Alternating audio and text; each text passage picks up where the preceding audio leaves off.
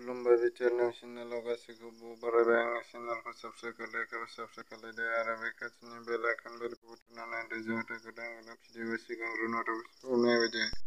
HS आनजादनि फिथायखौ फैगौ 31 जुलाइ 2021 आव फोसावगोन होननानै जौसिन बिजिरसालिया मैया फोरमायथिदों।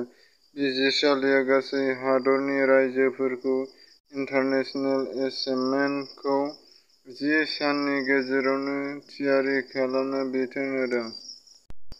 भारत हादराव 24 घन्टानि गेजेराव गोदानै कर'ना पजिटिभनि हारआ 54,069 जन सुबुंनि देहायाव कर'ना पजिटिभ मोनदों आरो 1,321 सुबुङा जिउ गोमादों। कर'ना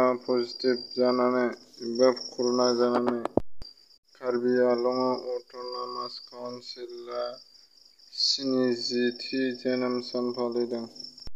आसामाव 24 घन्टानि गेजेराव गोदानै कर'ना पजिटिभनि हारआ जाबाय 2,728 आरो गासै 30 जन सुबुं जिउ गोमाबाय आरो कभिड पजिटिभनि रेटआ जाबाय 1.64 जौखोन्दो।